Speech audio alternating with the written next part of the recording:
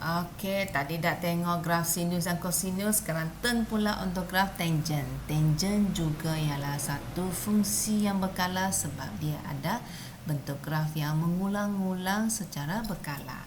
Kita lihat graf tan yang asas untuk julak 0 hingga 360 darjah dulu.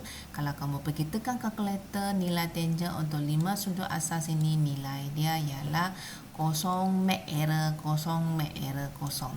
Kenapa boleh berlaku make error pada tangent 90 darjah dan tangent 270 darjah? Kerana nilainya terlalu besar, infinity positif, infinity negatif, sehingga kalkulator kamu tak boleh kira. Itulah kalkulator kamu keluar jawapan make error. So macam mana nak lukis bila dia ada make error ini, iaitu nombor yang sangat besar? Kita lukis graf ini, kamu tengok dia bermula dengan nilai kosong. And then bila dia mendekati sudut 90 darjah ni, dia menjadi make error sebab dia menjadi infinity. Nilai yang sangat besar kamu tak boleh lukis. Jadi kita hanya lukis dia menghampiri sahaja. Kalau kamu nak lukis nombor yang sangat besar, graf itu perlu diteruskan naik dan naik. Bila nak naik sampai bila ni, sebab kertas kita tak cukup besar, kita hanya lukis bahagian sahajalah. Lukis dia begini, mendekati garis 90 darjah. Mendekati tapi tak sentuh sebab nombor itu sangat besar. Once dia melipasi sudut 90 darjah ini, dia akan menjadi nilai negatif. Nombor negatif yang sangat besar, di mana kita tak tahu macam mana lukis, jadi kita lukis sebahagian sahaja seperti ini. Dia tidak sentuh garis X sama dengan 90 darjah, cuma menghampiri sahaja. So bila dia mendekati 180 darjah ini, dia akan patah balik ke nilai sifar. Tengok sini, sifar ini. Dia sama dia ulang lagi dari 0 pergi infinity. Tidak sentuh garis 270 darjah. Lepas melimpasi 270 darjah ini, dia akan menjadi nilai negatif yang sangat besar.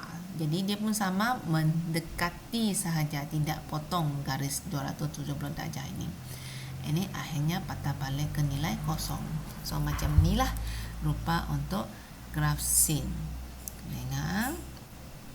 Okey, saya tunjuk sekali lagi. 0 pergi infinity positif. Lepas melimpasi garis 90 darjah ini, dia menjadi negatif infinity. Pergi ke kosong, pergi lagi, ulang lagi, pergi ke positif infinity. Melepasi garis 270 darjah, dia turun ke menjadi negatif infinity, patah balik ke kosong. Inilah dia. 0 infinity ialah 5 nilai graf tangent yang penting. Peringatan, jangan lukis kamu punya graf itu menyentuh atau memintas garis apabila dia bernilai infinity, iaitu pada X ialah 90 darjah dan 270 darjah. Ini kalau kamu lukis macam ni, sebagi kamu salah. Lukis dia menghampiri sahaja. So apakah ciri-ciri graf tangent? Nilai maksimumnya ialah positif infinity dan nilai minimumnya negatif infinity. Berapa tak tahu, sangat besar. Dia akan melalui paksi X ini pada 5 titik, iaitu 0, 180 dan 360 darjah. Untuk graf tangent ini, dia tak sama dengan sin dengan cos, sebab dia tidak ada satu nilai maksimum dan minimum yang nyata. Dengan itu dia tidak ada nilai amplitude. Okay? Tak dapat diukur, so tak ada amplitude. Dia bukan lagi special tak ada amplitude. Dia ada 2 kitaran dalam julat 0 hingga 360 darjah. Betulkah ada 2 kah? Kamu tengok, kamu cuma bandingkan yang ini dan ini. Shape dia sama tak? Serupa kan? Sebiji sama. Maksudnya selepas 180 darjah, graf tangent ini sudah mengulang. So dalam 360 darjah ini, dia ada 2 kitaran. Yang depan ni kitaran pertama, yang kedua ni ialah kitaran kedua. So tangent ini memang special. Dia ada 2 kitaran dalam tempoh, dalam julat 360 darjah.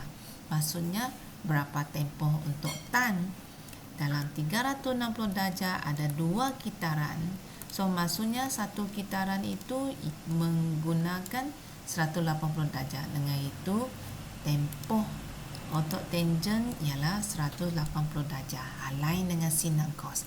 Tempoh sinan cos adalah 360 darjah sebab dia hanya ada satu kitaran saja dalam julat 360 darjah.